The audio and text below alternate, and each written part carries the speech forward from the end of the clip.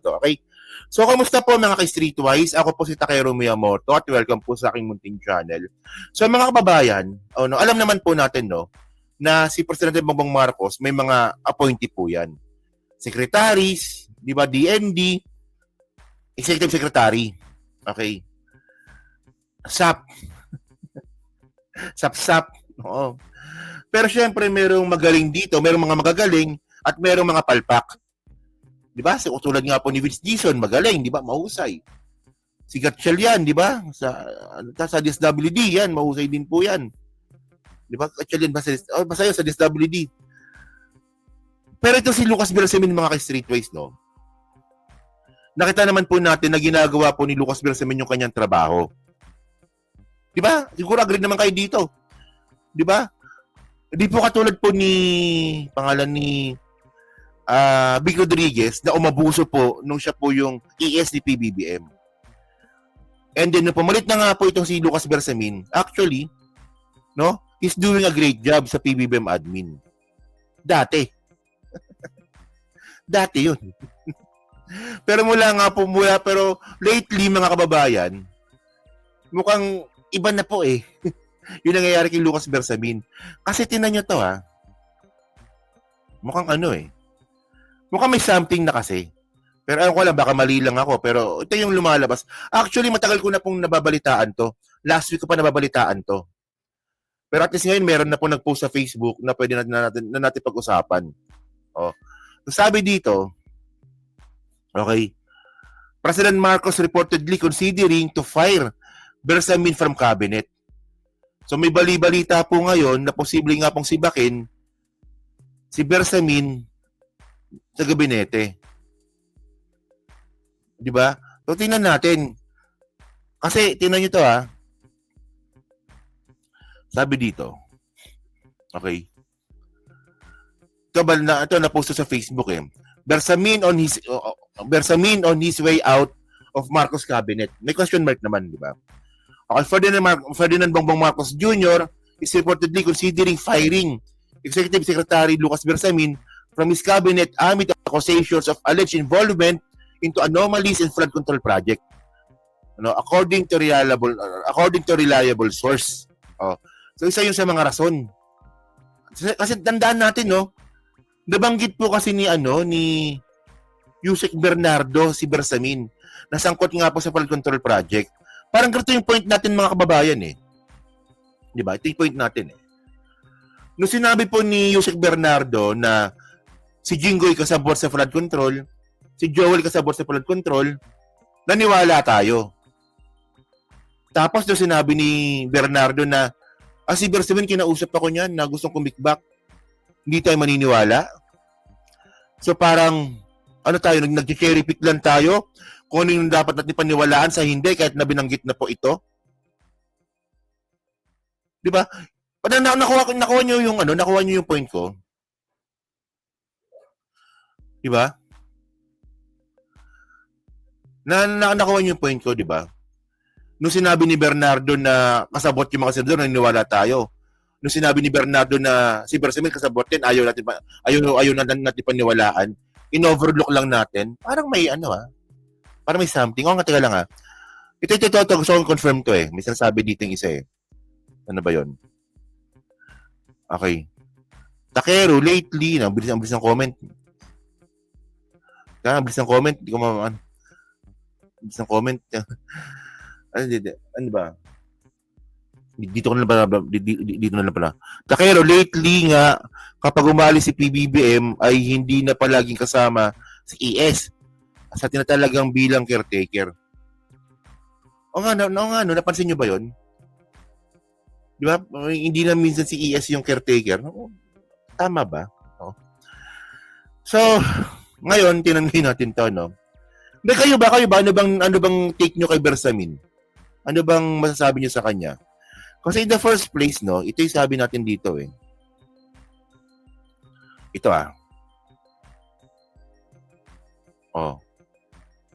So sabi ni Bersamin nung nakaraang linggo, October 25 naman to wala kaming denial of access, but we must control the access. Hindi pwedeng sumulat ka na. So ito, ang pinag-uusapan natin dito po, SALN. Di ba alam naman po natin no na binuksan na po ni Boying Rimulya yung pag-access po ng salin sa publiko ng ating mga public officials. No, so lahat po sumunod eh. Kahit po kahit po yung mga senador na DD sumunod eh. Di ba? Sila Bongo naglabas ng salin. Si Cheese naglabas ng salin kahit na sinungaling. At least naglabas ng salin. Pero itong si Bersamin, nagpalusot pa. Ito sabi niya, tira nyo sabi niya.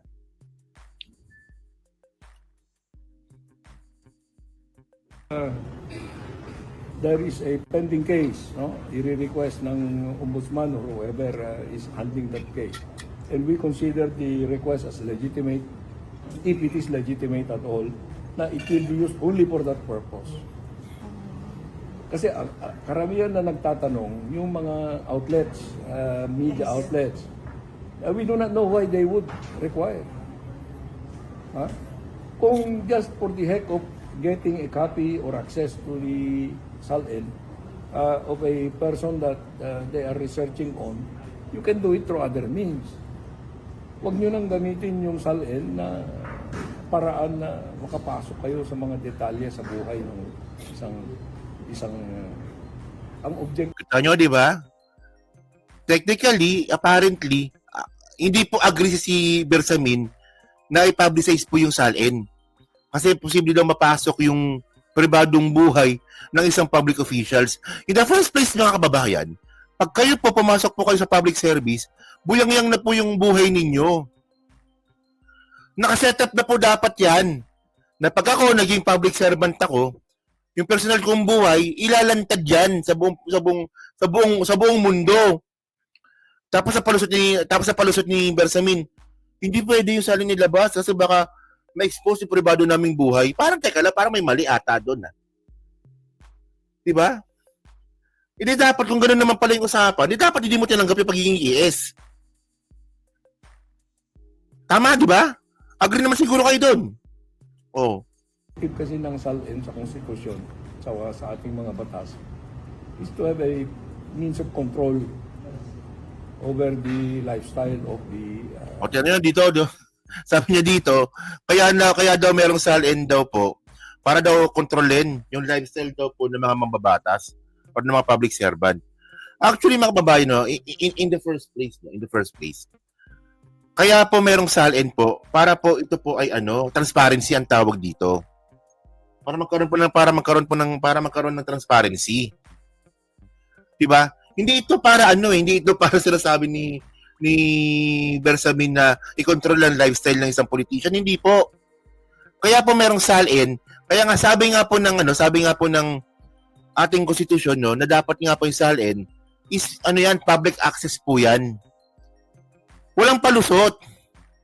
So ngayon nagtataka tayo ngayon dito kung bakit sinabi nga po ito ni Bersamin na ganun daw po yung rason ng SALN para kontrolin yung lifestyle ng mga politician. Parang hindi, ng mga public servant. Transparency po tawag doon. Kaya may SALN para po sa transparency. Kaya nga hindi ko nga makuha kung bakit ginawa nga po ni Martires na itago nga po yung SALN ng mga public officials natin. So doon pa lang medyo, teka lang, parang may ata dito. So yung pinakamalupit dito mga kababayan, yung kay Bernardo. Yan, mukhang may talaga eh. Wala, honestly mga kababayan okay naman si Bersamin, no? Okay naman yung ginagawa ni Bersamin bilang trabaho niya bilang ES. Kung kukumpara natin kay Vic, mas okay naman si Bersamin. Pero lately lang po talaga, nung nakakabistuhan na, parang medyo nag-iba ata yung timpla ni Bersamin ngayon, Nagal, sana kung mayroon mang gusot man ito, sana maayos naman sana, no? So, ito, Bersamin denies receiving kickbacks from DPWH infrastructure project. So, nadawit din po yung pangalan niya dito. So, paano nadawit? Sabi dito, okay, this come after former DPWH USEC Roberto Bernardo during the resumption of the Senate Blue Ribbon Committee hearing on alleged anomalies in flood control projects. Okay. Claimed that in 2024, diba, he met with the Education Secretary Trive ba yan? Trive Olivar to discuss the program of operation supposedly intended for the office of the Executive Secretary. Bernardo alleged that Olivar asked for 15% cut from the 2.8 billion worth of infrastructure project for Bersamin office, adding that the agreed commission was delivered at various locations in Metro Manila. So nakatanggap ng pera. Sabi po ni Bernardo yun. So malaking pera yun sa 2.8 billion, 15% dito, magkano yung 15%? 300 million. Tama ba? Tama? No? 300 million. Yung sinasabing tinanggap nga daw po ni Bersamin. Oh. So tingnan nyo ito yung gusto kong ulit-ulitin No, sinabi ni Yusek Bernardo, nasangkot po yung mga senador. Naniwala tayo. Wala pala, di ba? Mga senador, mga magdanakaw. Tapos yung binanggit po si Bersamin, i-overlook lang natin yon? Kasi ayaw natin tanggapin? So ngayon mga babayan, so kayo po, ang tanong ko ngayon sa inyo, kayo ba, agree ba kayo na kailangan na bang sibakin itong si Lucas Bersamin? Bilang Executive Secretary? Ano ba, kailangan pa bang imbestigahan pa siya lalo? Kailangan ba muna malaman talaga yung totoo? O hindi kayo naniniwala na magagawa ni Bersamin ito? Di ba? So yun so pa-comment na po sa baba at binabasa ko pong lahat yan. At syempre yan po sa Steam Replay, di ba? Gusto pong malaman ko po yung comment nyo po dito. Okay? Pero so pa-comment na po sa baba at binabasa ko pong lahat yan. So yan po sa Steam Replay. Ang gulo ng outro ko.